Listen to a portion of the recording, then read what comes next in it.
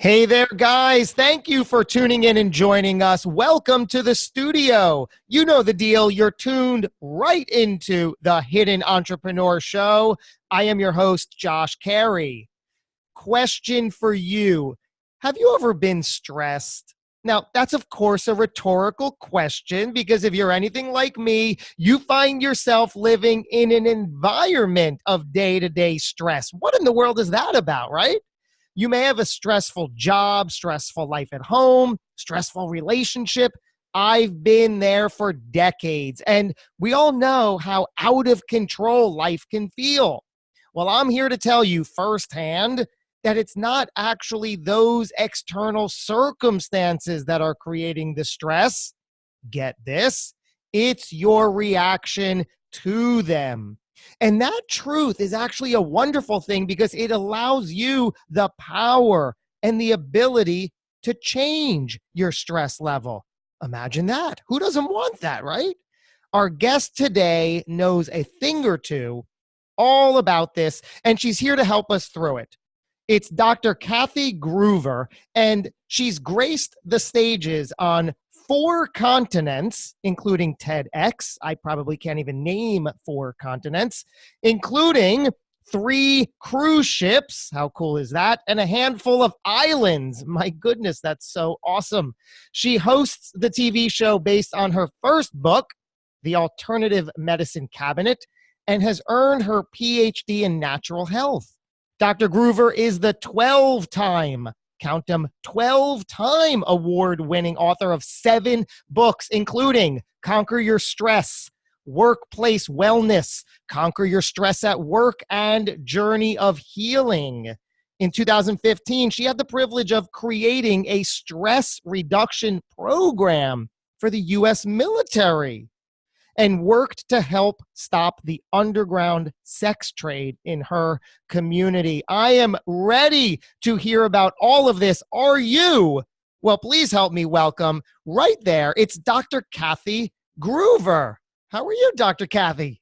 I'm so good. How are you?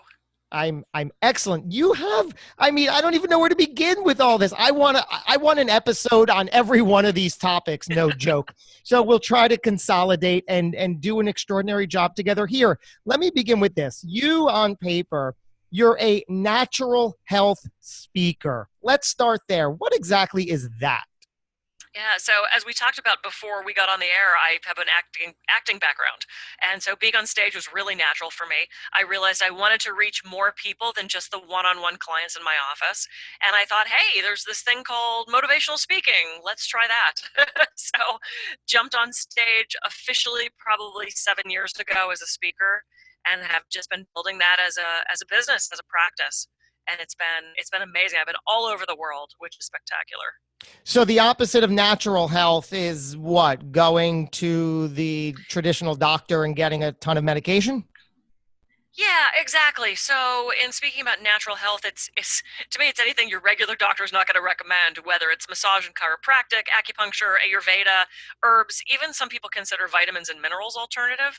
So anything to me that gives people a different choice. I'm all about giving people choices and options. And so that's where the complementary alternative medicine comes into that. It's augmenting what you're already doing, adding to those things that you already welcome into your life. Spectacular. And you, like I've alluded to here, you have a focus on stress and really allowing us to see how it just takes over our lives. And I've read all about how stress is a killer. And that's sort of like something that when you hear it, you're like, oh gosh, yeah, I guess it is. But until you really embrace that, you just sort of let it go. And why do we accept all this stress in our lives? Doesn't it seem like that people just accept that as an inevitable? Yeah, I think there's a couple things. I think first of all, a lot of people wear that as a badge of honor. How you doing? Oh, I'm so stressed out. And that makes you feel important. Just because you're running around stressed doesn't mean you're actually accomplishing anything. It means you're stressed. So I think some people wear that as a badge of honor. I have been guilty of doing that as well in the past. The other thing is our bodies are so good at creating the state of homeostasis, meaning we balance things out. So if we are so used to a certain state, at some point our bodies go, oh, I guess that's normal. I guess I'm supposed to not sleep. I guess I'm supposed to be eating too much. I guess I'm supposed to have neck pain. And we just slough that off as normal now, even though it's really an indicator that something else is going on. So I think those are just two of the reasons why the stress thing is still happening. Mm. And you've said we can change our immune system by changing our thoughts. I love that statement. I agree with that statement only because at this part of my life, I am finally able to say, yes, I get it. That's so darn true. How you think completely colors and affects every part of you. Speak to us for a minute about that, please. Sure. I still have a massage practice here in Santa Barbara, and around cold and flu season, I have people scurrying into my office going, oh, I hope I don't get sick. Oh, it's June. I'm going to get sick. Oh, the kids are back in school. I'm going to get sick. Don't get near me. You'll get me sick. Don't get near me. I'll get you sick. Don't hug me. You'll get sick. And what all we're reinforcing into our brain is sick, sick, sick, sick, sick. And that stressor, that paranoia of getting sick, depletes our immune system. And it actually, well, sort of programs our subconscious, our unconscious that, yeah, we're welcoming in sick. Whereas if we say things like, I am healthy and well, my immune system is strong and resilient, or if we visualize boosting our immune system, studies support that we can actually do that, which is stunning to me. You can actually increase your white blood cells by thinking about it. And, it's an untapped thing. We don't do that. We might, quote, visualize a parking space, as I have friends that do, but we never think to, I shouldn't say we never, that's a fast generalization, but we usually don't think about, hey, how can I program my body to be healthier by the way I'm speaking and the way I'm acting? And it's fascinating. The studies are pouring in on stuff like that. Tell me about these. Let's say I know nothing about white blood cells. What exactly are they? Do they do? And how can I actually influence them positively in my body? Sure. So white blood cells, how can I make this sound right and basic? White blood cells run around your body policing things. There's a whole bunch of different types of, you get your eosinophils, and there's all sorts of things. And when you have an infection or some sort of thing that you're fighting, the white blood cells conquer that. They go find that thing that's wrong and they try to fix it. They try to battle it. So by visualizing your white blood cells, and I'm sort of laughing because that was the very first visualization I was taught to do when I was 15, and I'm like, what the heck are you talking about? Visualize white blood cells? That's ridiculous. Just visualizing either little soldiers or Pac-Man gobbling up the infection.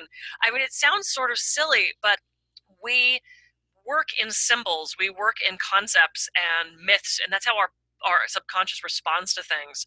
We are so susceptible to what happens in dreams because it's those images, that visualization that we're actually doing to change things in our body. So whether it's just saying my immune system is strong, or whether it's actually doing a whole visualization, which I actually have an MP3 of if anybody wants it, of boosting your immune function, we can do that. We have the power in us to do that. I find it amazing because I am about a half a year into consistent nightly deliberate meditation. I cannot and will not go a day without it. I make time for it right before I go to sleep without fail, and it has been the game changer. Prior to this year, I always just, whenever, I guess I wasn't ready to receive it or accept it or to understand it, because every time I heard meditation, it always rebounded off me. I sort of rolled my eyes. I didn't get it. I don't know from it. I got other things to do. Thanks, but no thanks. But now I get it. Is meditation in your world a big part of the whole? Yeah, absolutely. And I'm very type A. I'm very driven, very control freak. Go, go, go. I'm an only child. My dad wanted a boy and got me. So I was raised to be the competitive football player in the house. Go Steelers, even though we lost. Yeah, so, and I'm a dancer. So you tell me to sit down and clear my mind, and I'm like, oh, hell no. And I couldn't do it. And nobody explained why. They just said, you should meditate. And I realized that also that's a horrible way to start a sentence.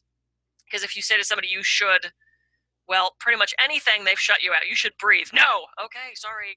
Yeah, I know. I have a 5-year-old daughter, so I get Oh, that. It's all yeah. reverse psychology with her.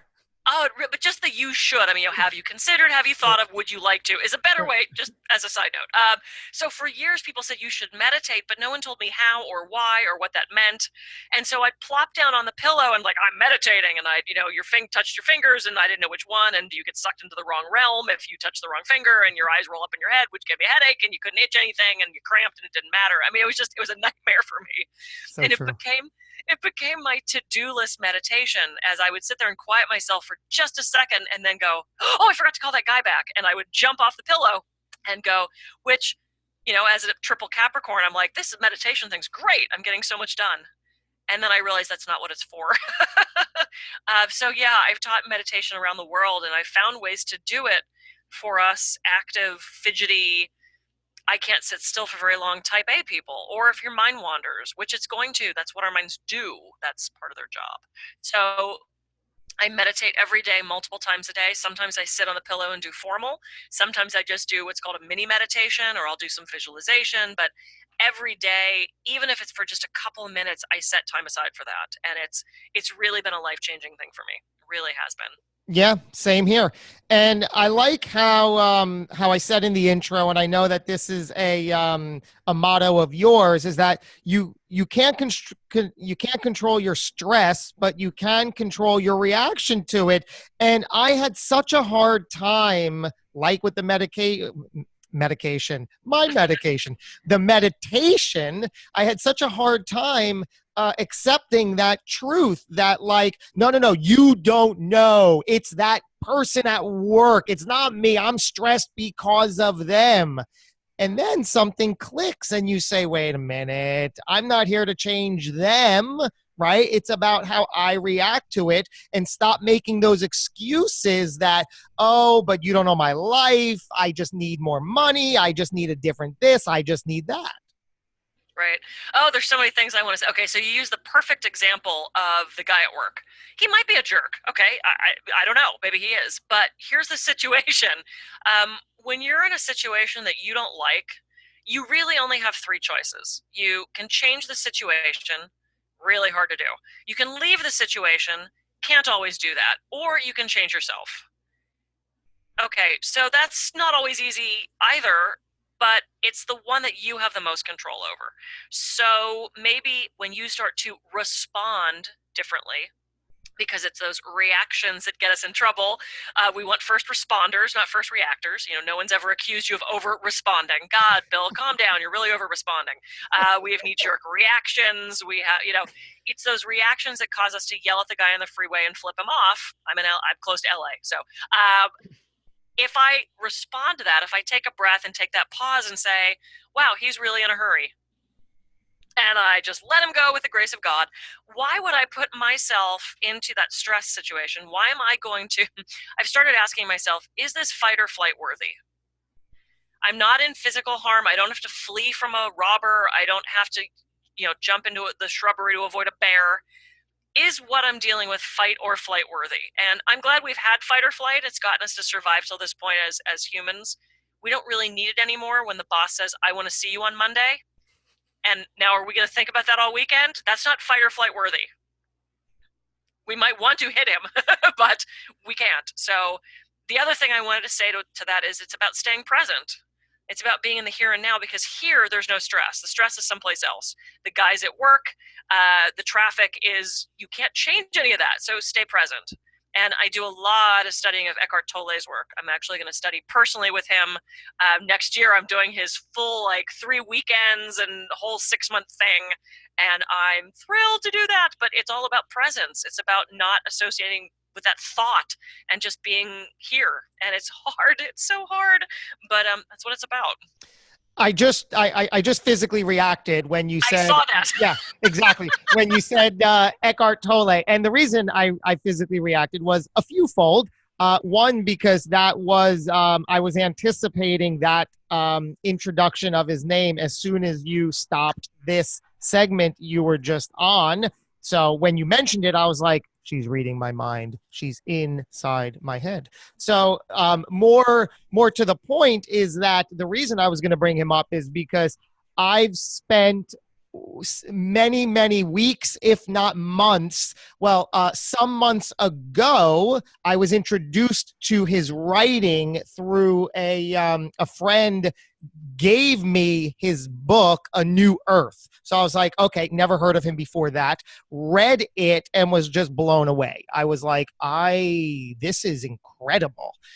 It just resonated. I got it. I loved it. I live it. It's all about living in the now. So I read A New Earth first, and then I was like, okay, now I got to go back and read what I'm reading now, or actually I have the audio version. So to and from my commutes every single morning, every single afternoon, I listen to his reading of his book, The Power of Now. It's extraordinary. Yes. Yes. That was my first exposure to him. And since then, literally, if you look in my car right now, it is like, I'm still a CD person. I'm sorry. I know I'm so old-fashioned. I'm surprised. I still have cassette tapes of things, but no way to play them. I'm like, someone please give me a boombox again. I'm so dating myself.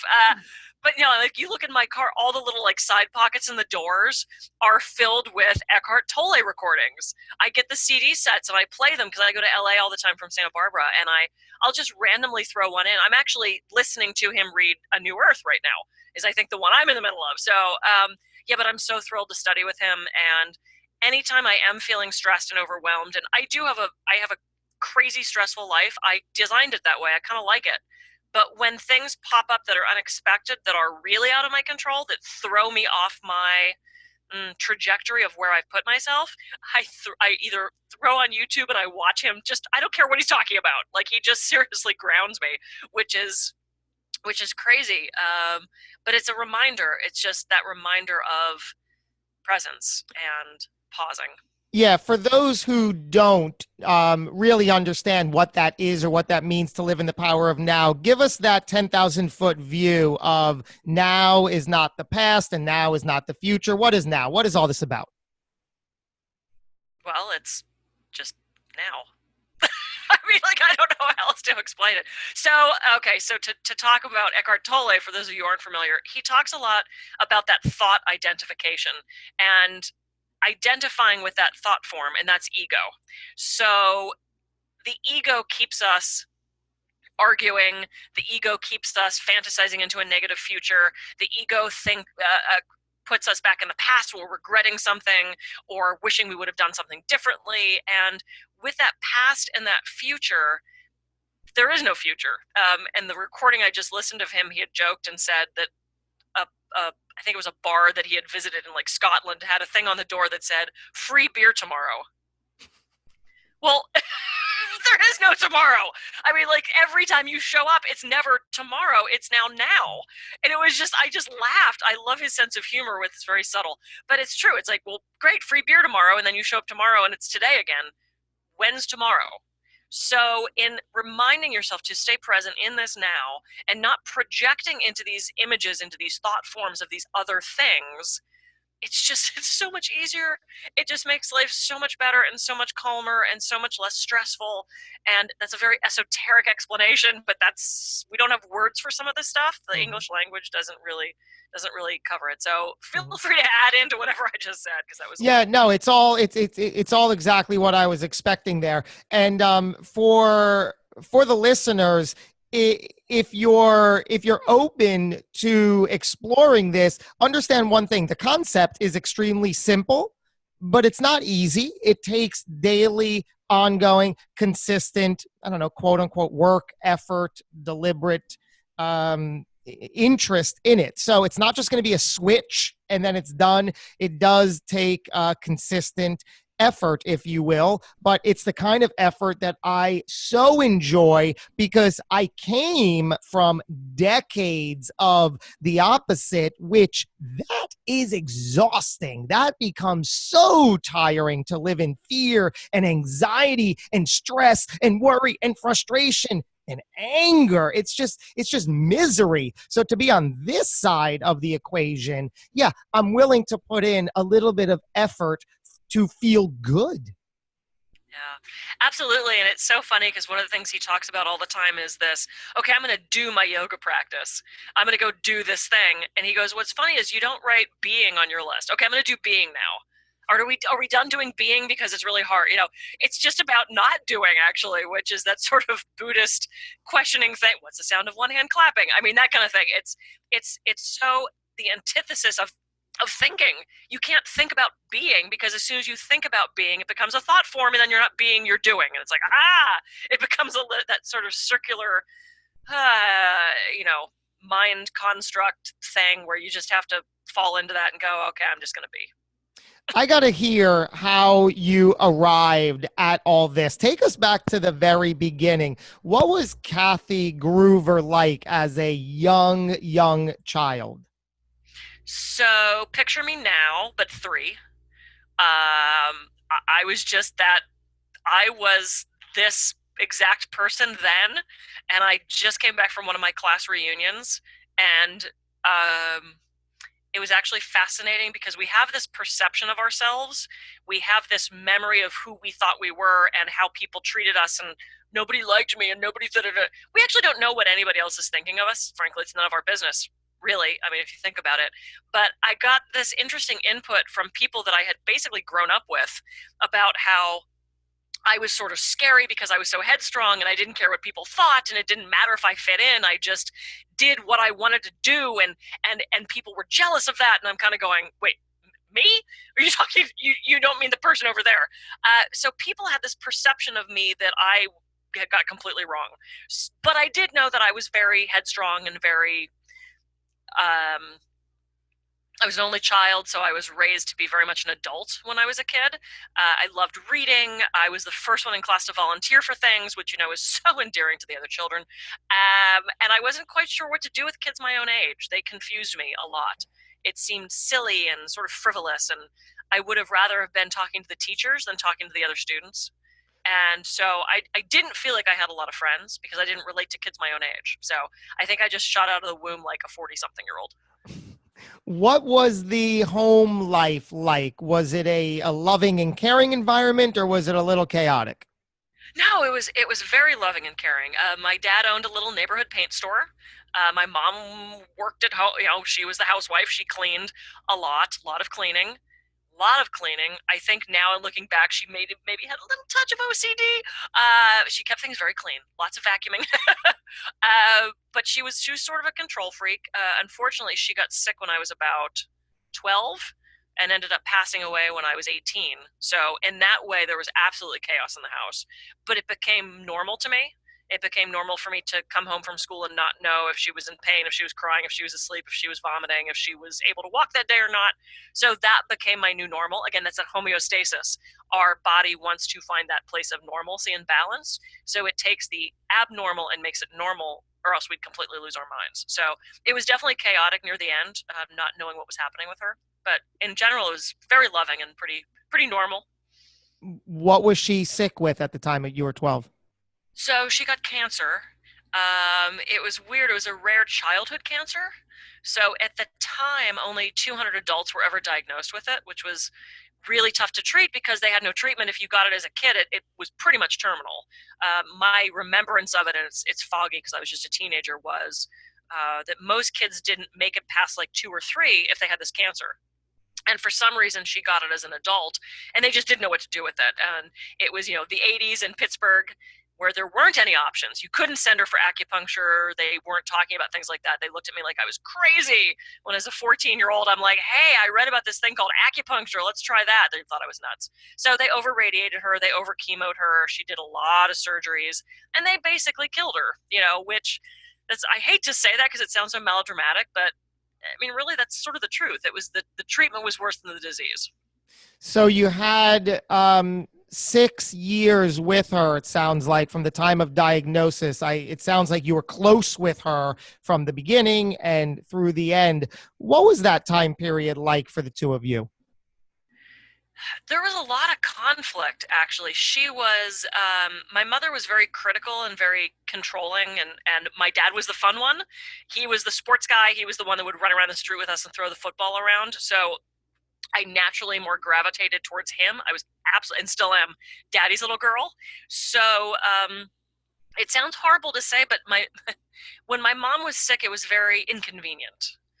She couldn't go out as much. She couldn't come see my dance recital. She couldn't. So there was a lot of tension between the two of us, fighting with things. And because I was very rational, I remember near the end, she was definitely having an addiction with morphine. They gave her liquid morphine, which was beautiful. It was this beautiful, I still remember the color. It was this beautiful azure blue.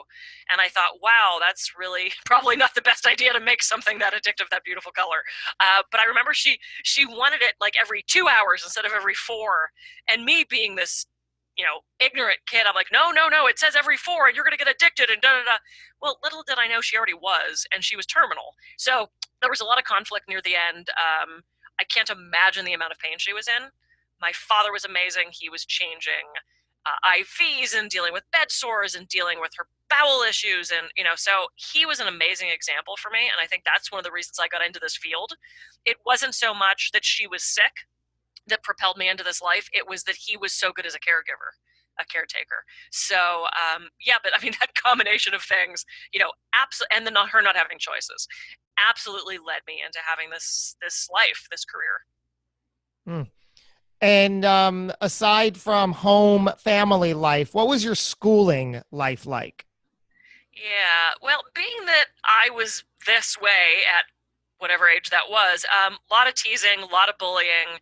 It was this I can't do anything right thing. So if I raised my hand and I got the question right, I was showing off. Who did I think I was? And if I raised my hand and got the question wrong, it was, what are you, stupid? What are you, an idiot?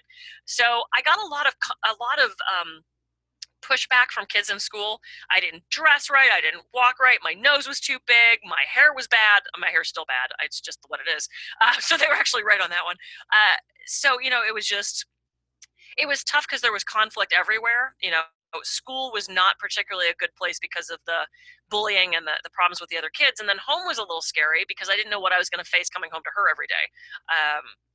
But then I found theater, and we talked about that. Theater was my saving grace. That absolutely saved me.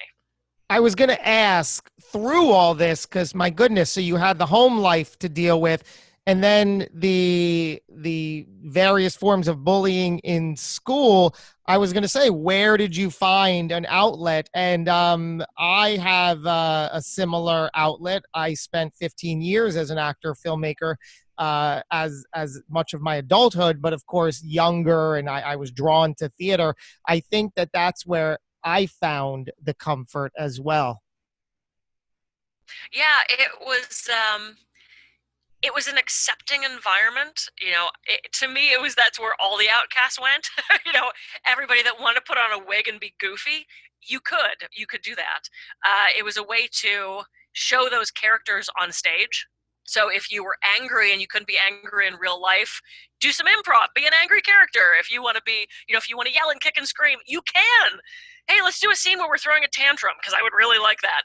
So it was this beautiful, you kind of have that agreement. Hey, I'm going to smack you around in this next scene. Yeah. So true. It was that yes and, yes and I've actually started doing improv. Oh gosh, for anybody listening that's in business or that has not done improv, please go do an improv class. You think on your feet, you learn to accept what is given to you. I started doing improv in like 7th grade, and then I really got into theater in 10th in high school. 9th grade, it sort of kicked off. I was in the 5th grade play, the Glamour Doll. It was a very pivotal role in the Christmas play. But yeah, that's what saved me. And then I became a theater major, and that's what brought me out to California. So that theater line has always run through my life. That being on stage has always been incredibly natural for me. You're a smart woman. I want to get your thought going back, looking at this bullying, because on stereotypically, I always think when somebody gets bullied in that way, oh, they're jealous. And I think you hear that. Oh, they're just jealous of you. Whether or not that was the case, why do you think you were on the receiving end of all that? I think I was an easy target because I was sort of the different one. Because I portrayed myself as somebody that was going to just do what they did and not care what anybody thought. I think that's incredibly threatening to other kids that age. The bullying changed throughout the years. In each segment of schooling, it was a different type of bullying, or teasing. I mean, I don't know what the line is between teasing and bullying. When I was in grade school, there was a girl who, she just hated me. And now I look back at that and I feel so bad at, my God, what must have her house been like? Because she was so violent and so angry in fifth grade. I mean, this little girl with these little braids with all the little barrettes with the animals on them. And I remember at one point she just hauled off and smacked me across the face. And even then I remember thinking, how did you learn to do that? Like, why would you think to do that? So I think part of it is, when you feel bad about yourself, you find somebody worse off that you can pick on to lift yourself up.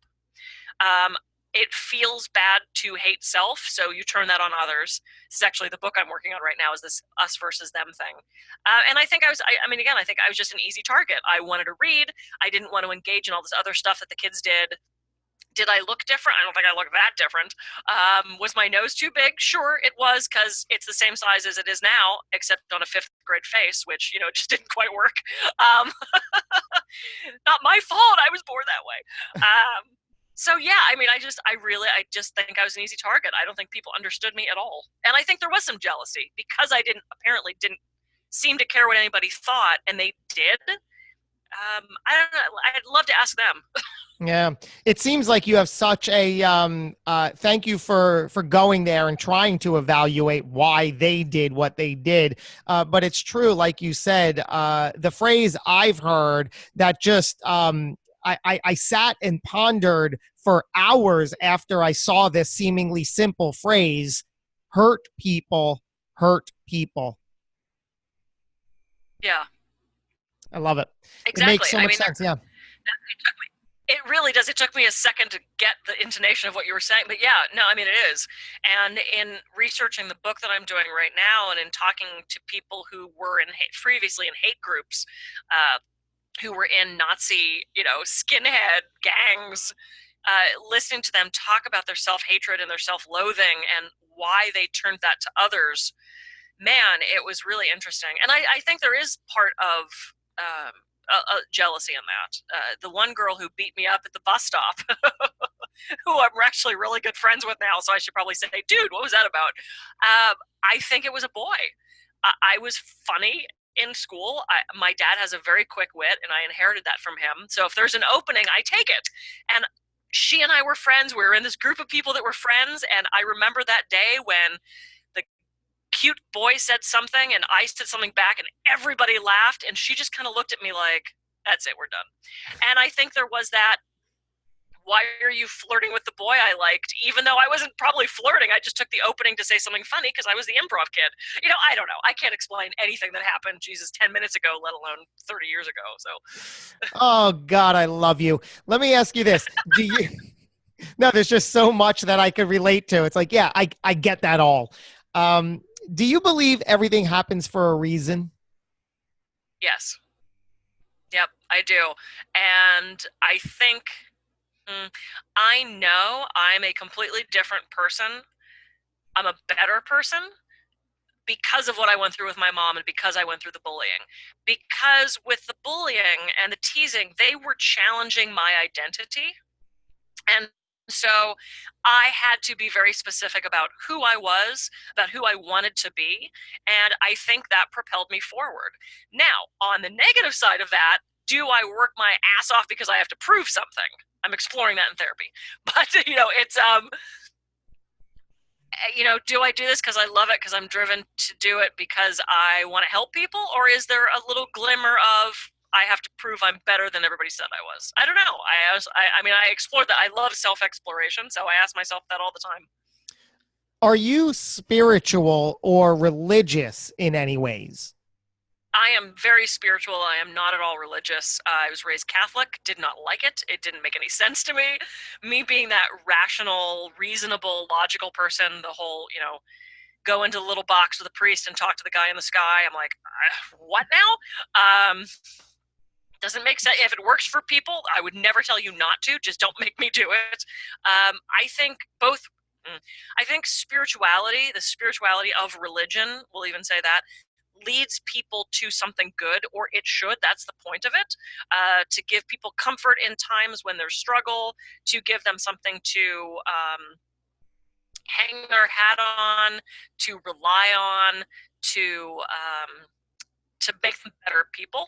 Now, I don't think we need religion or spirituality for that. I just spoke with an atheist who said, oh my gosh, if I'm only a good person for fear of the threatening guy in the sky, then that's kind of sad. He goes, I either am a good person or I'm not. I went, yeah, that's true. But I think if it's done right, spirituality encourages us to love others and to love ourselves. What do you believe happens when it's all over, when our time here on Earth comes to an end? So I believe in reincarnation. It's the one that makes the most sense to me.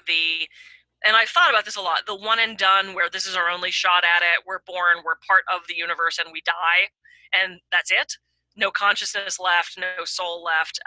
That doesn't ring true to me, because then I say, what's the point? Why was I born into a middle class white family in Pittsburgh, and somebody else is born in some slum in wherever with one leg missing? And I mean, like, what? There's no fairity in that, and I know life's not fair, but to me, then what's the point? The heaven or hell thing doesn't make any sense to me, because it doesn't make any sense to me. And so I look at life sort of as schooling and lessons, and we learn stuff and we grow and we add things to our toolbox, then we come back and then we do it again, and then we add more tools, and where it ends from there, I don't know.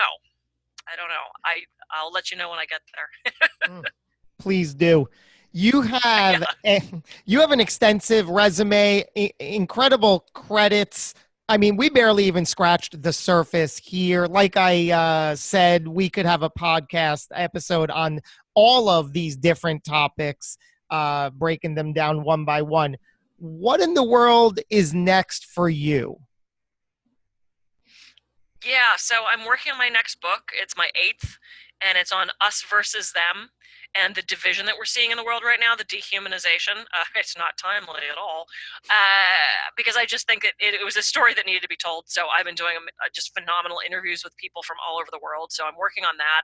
I'm really doing more speaking. I will be speaking full-time and doing the massage and hypnosis part-time, whereas now that's reversed. I'm still seeing clients mostly, and then the speaking is the part-time thing. So I'm flipping that in the next year or two. And, I don't know. I just say yes to things. I just say yes. So go for it is my motto. It's on my license plate. So when an opportunity presents itself, I say, yeah, why would I not do that thing? So I don't know where it's going to lead, but those 2 things I know. Next book and more speaking. Absolutely incredible. I will leave you with this final question. Dr. Kathy Gruver, how would you like to be remembered? Oh, that's an easy one. She was funny. She inspired me to change, and she goes for it. Absolutely spectacular, as was this dialogue. My goodness, I can go on for hours. I want to thank you, Dr. Kathy Gruver, for spending your time and for your candor, for your personality, for your insight, for you. I'm a fan. Thank you for joining us today. Oh, thanks for having me. I appreciate it. And I appreciate every one of you who have stuck by this episode, have tuned in. If you enjoyed it, let us know, say hello. And there's another episode coming right around the corner. If you found some value, go take one piece of action. Nothing gets done sitting on your couch doing nothing. Do a little bit of something, just one thing. Make it happen. Until we make this happen again, thank you for tuning in. Go get 'em.